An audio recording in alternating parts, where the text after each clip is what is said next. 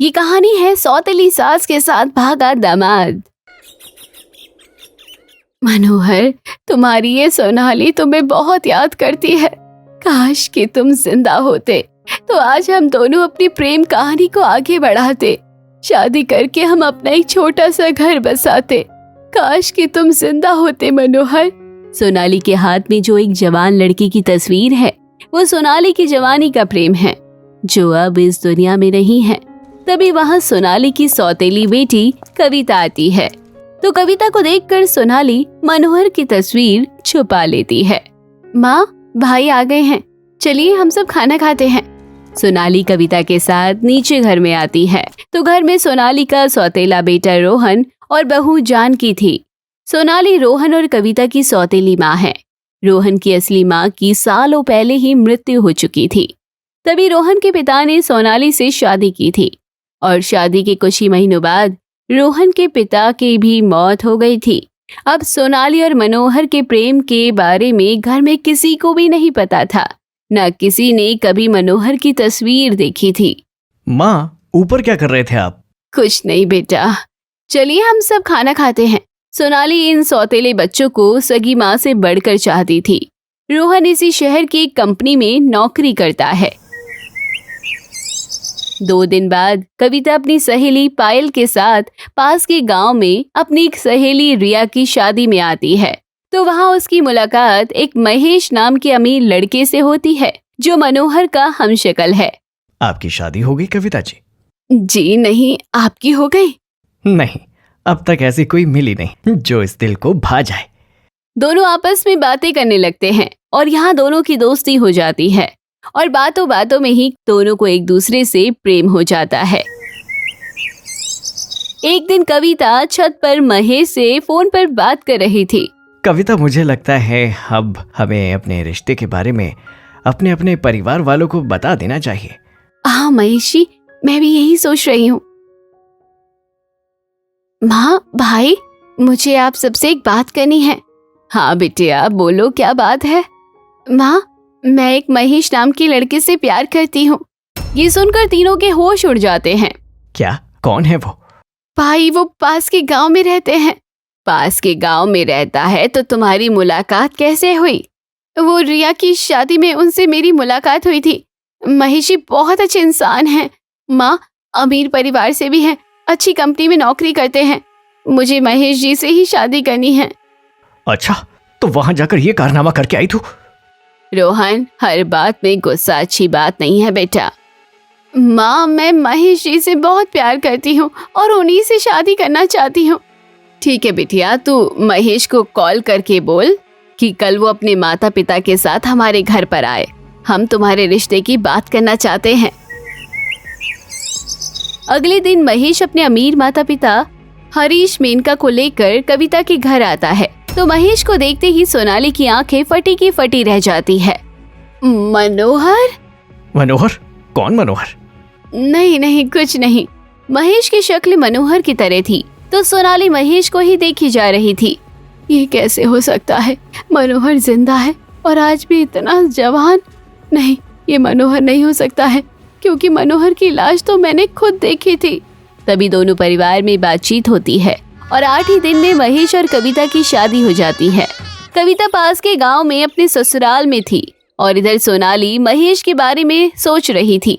कहीं ऐसा तो नहीं कि मनोहर पिछले जन्म में मेरा नहीं हो पाया था तो शायद मेरे प्रेम की वजह से उसका दोबारा जन्म हुआ हो।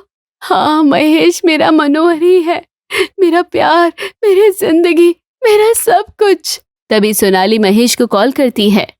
महेश फोन उठाता है। नमस्ते सासू माँ। मनोहर? महेश, कहाँ हो तुम? मैं तो अपने दोस्तों के साथ बाहर हूँ। महेश, मुझे तुमसे मिलना है। क्या तुम मुझे अभी मिल सकते हो? हाँ, मिल सकते हैं, पर क्या हुआ? वो मैं तुम्हें मिलकर बताऊंगी। ठीक है, कहाँ मिलना है? तुम्हारे गांव में जो वाटर पार्क है ना, तुम मुझे वहां आकर मिल सकते हो। ठीक है सासू माँ। सोनाली कॉल कट कर देती है। ये सासू माँ को मुझसे क्या काम आ गया? थोड़े समय बाद सोनाली महेश के गांव में एक पार्क में आती है। तभी महेश वहां आता है। तो महेश को देखते ही सोनाली को कुछ कुछ होने लगता है। सासू माँ चलिए हम घर चलकर बात करते हैं। कविता आपको देखकर बहुत खुश हो जाएगी। नहीं, मुझे घर नहीं जाना है। मुझे तुमसे एक बात करनी है महेश। हाँ बोलिए ना सासू माँ। महेश, तुम ये क्या कर रही है तू सोनाली? ये महेश तेरा दामाद है और इसे तो अब तक पता ही नहीं है कि मनोहर कौन है। कहीं ऐसा तो नहीं कि इसे अपने पुराने जन्म के बारे में अभी कुछ याद ना हो? नहीं नहीं, मैं अभी महेश को मनोहर के बारे में नहीं बता सकती हूँ। मैं कुछ दिन इसके साथ समय बिताती हूँ, इसे खुद ही याद आ जाएगा कि ये मनोहर है, मेरा प्यार। क्या हुआ सासू माँ, आप किस सोच में डूब गए? कुछ नहीं दामाद जी, मुझे ना घर पर बहुत बोर लग रहा था तो मैं आपसे मिलने चली आई। हम चाय पिए? हाँ जरूर, चलिए। सोनाली अपने घर आती है और अपने कमरे में बैठकर काफी खुश होने लगती है। कितना सुकून मिल रहा है आज मुझे। ऐसा लग रहा है जैसे आज मैंने दुनिया जीत ली हो। प्यार ऐसा ही होता है दोस्तों, जो किसी भी उम्र के इंसान को दीवाना बना देता है। रात का समय सोनाली महेश को कॉल करती है और घंटों उसके साथ बातें करती है। अब इसी तरह सोनाली रोज रोज महेश को कॉल करने लगी और उसके साथ घंटों हंसी मजाक करने लगी। एक शाम महेश अपने कमरे में था। ये सासू माँ को क्या हो गया? वो मुझसे इतनी बातें क्यों कर रही है? महेश भी सोनाली के बर्ताव को देखकर परेशान हो जाता है। अगले दिन आज संडे था तो महेश घर पर ही था। तभी सोनाली कविता के घर आती है। माँ आप? थोड़े समय बाद कविता, महेश और सोनाली तीनों घर की छत पर थे। कविता, मेरे लिए एक कप चाय ले आना। कविता नीचे घर में चाय लेने चली जाती है। मुझसे अब और इंतजार नहीं होता। मेरा प्रेम, मेरा प्यार मेरे इतने करीब है और मैं उससे अपने प्रेम का इजहार भी नहीं कर पा रही हूँ। अब मुझे महेश को सब सच बताना ही होगा कि महेश मेरा मनोहर है। महेश, मैं। तभी सोनाली का पैर मुड़ जाता है। तभी महेश उसे पकड़ लेता है। अब सामने पड़ोस वाली मीनाक्षी अपनी खिड़की से ये नजारा देख लेती है। हाय दैया, ये क्या है? तभी मीनाक्षी जल्दी से इस अंदाज में दोनों का फोटो अपने मोबाइल में खींच लेती है। आप ठीक हो ना सासू माँ? आपको लगी तो नहीं? हाँ, मैं ठीक हूँ दामाद जी। थोड़े समय बाद सोनाली अपने पर्स से एक मिठाई निकालती है। इस मिठाई में मैंने नशीली दवा मिलाई है, अब इसे महेश को खिला देती हूँ। सोनाली महेश को वो मिठाई खिला देती है। थोड़े समय बाद दोनों नीचे सबके पास आते हैं। अच्छा, अब मैं चलती हूँ। महेश सोनाली के साथ बाहर आता है। दोनों महेश की कार में जाने लगते हैं। तभी महेश को दवाई का असर होने लगता है और उसे नशा चढ़ जाता है। ये क्या हो रहा है मुझे? ये दवाई ने तो असर दिखाना शुरू कर दिया। थोड़े समय बाद जब महेश की आंखें खुलती है तो महेश एक कमरे में कुर्सी पर रस्सी से बंधा हुआ था और उसके सामने सोनाली बैठी हुई थी। ये सब क्या है सासू माँ? मुझे यहाँ किसने बांध दिया? सासू माँ नहीं बल्कि जान कहो। मैं तुम्हारी जान हूँ मनोहर, तुम्हारा प्यार। क्या? कौन मनोहर? तभी सोनाली महेश को मनोहर का फोटो दिखाती है। ये देखो, पिछले जन्म में तुम ऐसे दिखते थे। तुम मेरा प्यार, मेरी जिंदगी थे और आज देखो मेरे प्रेम की ताकत से तुम्हारा दोबारा जन्म हुआ। अब हम दोनों शादी करके हमेशा के लिए एक दूसरे के हो जाएंगे। लगता है बुढ़िया पागल हो गई है। महेश अपने आप को कुर्सी से छुड़ाने की जी तोड़ कोशिश करने लगता है। तभी सोनाली वहाँ एक पंडित जी को बुलाती है। पंडित जी, आप हम दोनों का ब्याह करवा दीजिए। ये क्या कर रही हो आप? मैं आपका दामाद हूँ। पंडित जी अपने मंत्र तंत्र पढ़ने लगते हैं। अरे पंडित जी बंद कीजिए ये सब, ये महिला पागल है। पंडित महेश की एक नहीं सुनते। अब इधर रोहन जानकी कविता के घर आते हैं। सब परिवार वाले दोनों के लापता होने से परेशान हो चुके थे। तभी कविता के ससुराल में मीनाक्षी आती है। अरे तेरा पति अपनी सास को लेकर भाग गया, उन दोनों के बीच ना कुछ चक्कर चल रहा है। तभी मीनाक्षी अपने मोबाइल में दोनों का फोटो सबको दिखाती है। ये देखिए, ऐसे तो कोई सास और दामाद नहीं करते ना। ऐसा फोटो देखकर सबकी आंखें फटी की फटी रह जाती है। तभी सब दोनों को ढूंढने निकल जाते हैं। जैसे तैसे वो उस जगह पहुंच जाते हैं जहां सोनाली महेश से शादी करने जा रही थी। तभी सब आकर महेश को खोलते हैं। अरे क्या पागल है क्या ये मुझसे शादी कर रहे थे। माँ ये सब क्या है? तभी सोनाली सबको मनोहर के बारे में बताती है। ये मेरे मनोहर है जिनका दोबारा जन्म हुआ है। अरे मैं नहीं हूँ तुम्हारा मनोहर। तभी सारी बात जानकर कविता कहती है, माँ ये मनोहर नहीं है। अगर इनका दोबारा जन्म हुआ होता तो आज इनकी उम्र एक बच्चे के समान 10-12 साल की होती थी। महेश जी की केवल शक्ल आपके मनोहर से मिलती है, पर ये मनोहर नहीं है। तभी सब सोनाली को समझाते हैं, मुझे क्षमा कर दीजिए दामाद जी, की शक्ल देखकर मुझे मनोहर जी की याद आ गई और मैं प्रेम के जाल में अंधी हो गई थी। मुझे क्षमा कर दीजिए दामाद जी। अब सोनाली की मजबूरी समझकर सब उसे माफ कर देते हैं। उसके बाद से सोनाली ने महेश का चक्कर, उसका पीछा हमेशा के लिए छोड़ दिया था और मनोहर की तस्वीर को अपने जीवन की यादें बनाकर वो अपनी बहू और बेटे के साथ अपना जीवन बिताने लगी थी। संतोषी का परिवार बहुत गरीब था। कुछ समय पहले ही उसके पति की मौत हो गई थी। इसके बाद उसका बेटा, बहू और बेटी और खुद संतोषी बुरी तरह से गरीबी की चपेट में आ गए। ना खाने को रोटी थी और ना ही मजबूत छत। माँ जी, आज शाम के खाने के लिए घर में बिल्कुल भी अनाज नहीं है। पता नहीं हम लोग रात का खाना कैसे खा पाएंगे। कुछ तो रखा होगा बेटा, थोड़े चावल या दलिया ही बना लो, थोड़ा थोड़ा मिल बांट कर खा लेंगे। नहीं माँ जी, ना चावल बचे हैं और ना ही दलिया। उस पर से बारिश का मौसम है, थोड़ा सा आटा बचा था, उसमें भी कीड़े पड़ गए हैं। भगवान जाने हमें कौन से कर्मों की सजा मिल रही है।